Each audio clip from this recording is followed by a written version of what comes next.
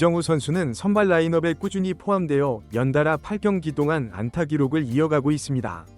지금 시점 그의 타율은 3할 1푼 4리입니다. 일주일 전만 해도 3할 4푼대 타율을 기록했으나 계속되는 하락 경향으로 인해 상당히 저하된 모습입니다.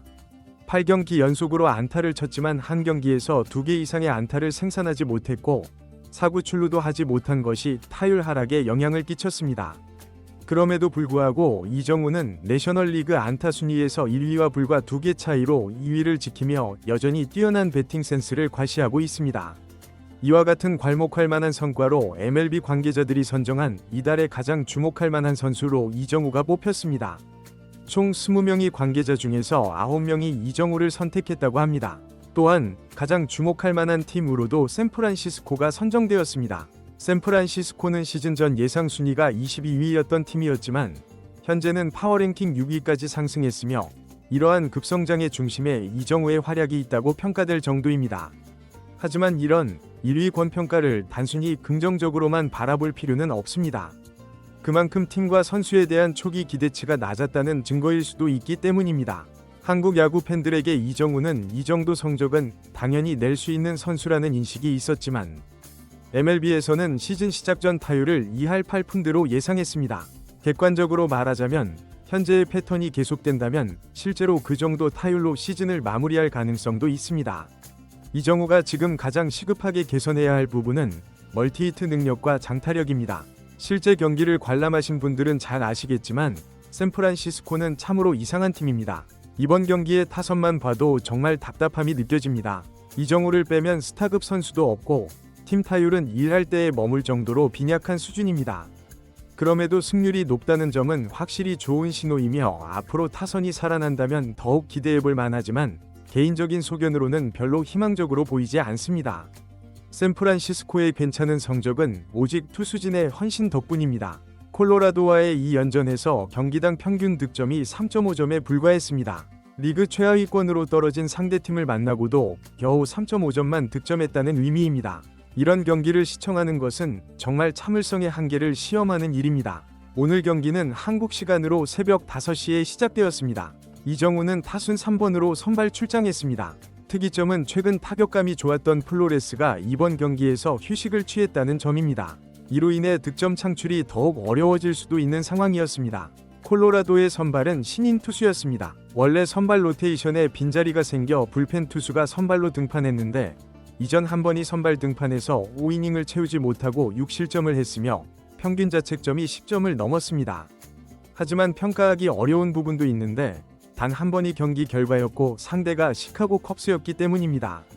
최고 구속은 96마일이며 주요 무기는 스플리터인 투수입니다. 샌프란시스코가 상대 선발을 쉽게 붕괴시킨 적이 없어서 투수 대결로 진행될 가능성도 있었습니다. 샌프란시스코 자이언츠의 선발은 조던 히키스였습니다. 그는 메이저리그 선발 투수 중 평균 구속 4위를 기록하는 강속구 투수입니다. 그렇지만 홈 경기에서는 아직 승리를 거두지 못했고 평균 자책점도 꾸준히 상승하여 불펜으로 강등될 위기에 처해 있었습니다. 그럼에도 상대팀이 콜로라도였기에 반등의 기회를 잡을 수 있는 경기였습니다. 예상했던 대로 경기는 완벽한 투수전으로 흘러갔습니다.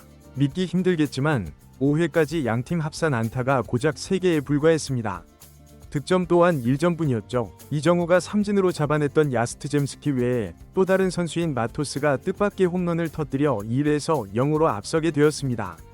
양팀 통틀어 안타가 3개였는데 여기에 이정우의 안타가 포함되었으면 좋았겠지만 안타깝게도 그렇지 않았습니다. 이정우는 2타수 무안타를 기록했습니다. 1회에는 큰 타구를 노리고 강하게 스윙했지만 좌익수에게 잡혔고 4회에는 3루선을 지날 수 있는 좋은 타구를 쳤으나 훌륭한 수비에 막혀 안타를 만들어내지 못했습니다. 콜로라도를 상대로 이렇게 힘든 경기가 펼쳐질 줄은 정말 예상하지 못했습니다. 결국 샌프란시스코는 1점 리드를 지키지 못하고 6회에 역전당하고 말았습니다. 상태가 좋아 보이던 히키스가 갑자기 제구력을 잃으며 연속으로 6개의 볼을 던졌습니다. 이후 계속 안타를 맞았고 불펜 투수도 막아내지 못했으며 투수 정면으로 강한 타구가 날아갔지만 운마저 따르지 않아 6회에만 3점을 내주며 역전을 허용했습니다. 샌프란시스코는 강한 팀에게도 약하고 약한 팀에게도 약한 모습을 보였네요. 이런 모습이 어디선가 본 것 같지 않으신가요? 다저스는 최근 6연승을 기록하며 많은 승리를 쌓았는데 그 이유는 피츠버그라는 약체팀을 상대했기 때문입니다. 그래서 다시 1위로 복귀했죠. 진정한 강팀이라면 약체팀은 확실하게 제압해야 하는데 이정우의 팀은 왜인지 대부분 겨우 승리하거나 역전승을 해야만 했습니다. 이런 상황에 선수들조차 어떤 말을 해야 할지 모를 정도입니다. 히키스도 구속만으로는 부족하다는 사실을 깨달은 듯합니다. 5회까지는 평균 구속이 96마일 이하였는데 6회 위기 상황에서 구속을 올려 98마일, 99마일까지 던졌지만 오히려 모두 안타로 이어졌습니다. 결국 1에서 3으로 역전을 당한 샌프란시스코였습니다. 그러나 이제부터 극적인 반전이 펼쳐집니다. 6회 말 샌프란시스코의 공격 차례에 콜로라도 신인 선발 투수는 계속 마운드에 있었습니다. 퀄리티 스타트, 6이닝 3실점 이하, 또 노려볼 수 있는 상황이었죠.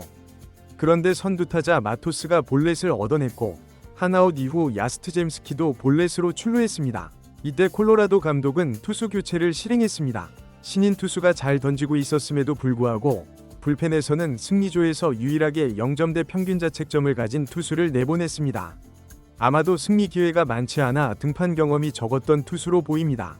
그런데 이 불펜 투수가 몸을 충분히 풀지 못했는지 실수도 나오고 연속해서 볼을 던지면서 아다메스마저 볼넷으로 나갈 위기에 처했습니다. 풀카운트 상황에서 불펜 투수가 점차 감각을 회복하고 있었고 7번째 공으로 좋은 공을 던져 아다메스를 움직이지 못하게 했지만 주심이 이를 볼로 판정하면서 베이스가 모두 채워지게 되었습니다.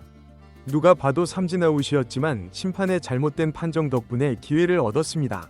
이런 만루 상황에서 이정우가 타석에 섰습니다. 샌프란시스코가 1에서 3으로 뒤진 상황에서의 만루 기회가 왔고 이정우의 타석이 되자 관중들은 큰 기대감으로 뜨거운 응원을 보냈습니다. 그런데 이정우가 타석에서 피치 클락 규칙에 걸리면서 불리한 카운트에서 시작하게 되었습니다. 앞선 상황들이 아쉬웠기에 이번에 실패하면 정말 당혹스러울 상황이었는데 이정우는 첫 번째 공으로 들어온 낮은 싱커를 말끔하게 걷어올려 시속 160km 위 중전 안타를 쳐서 3루 주자를 홈에 불러들이며 1타점을 올렸습니다. 역시 6회의 이정우 라불릴 만큼 그의 6회 타율은 거의 5할 6푼에 가깝습니다.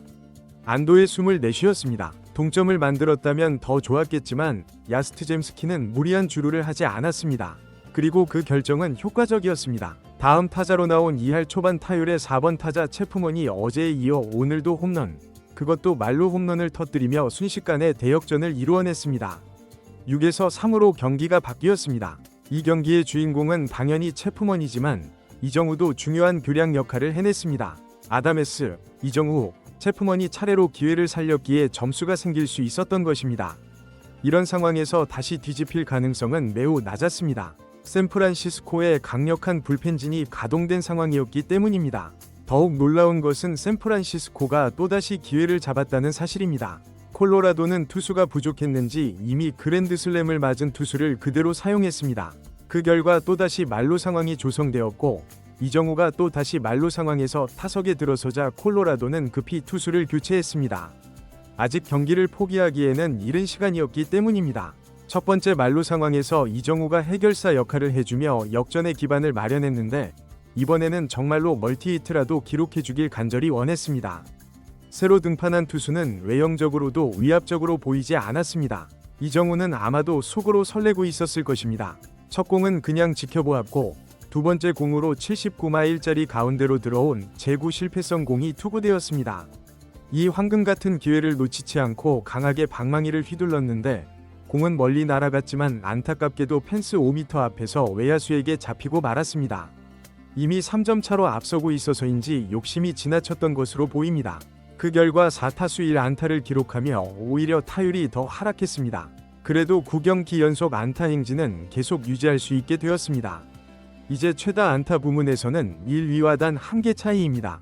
정말 아쉬운 상황입니다. 내일 콜로라도와의 마지막 경기에서 선두로 올라섰길 바랍니다. 결국 이 경기는 샌프란시스코의 극적인 역전승으로 마무리되었습니다.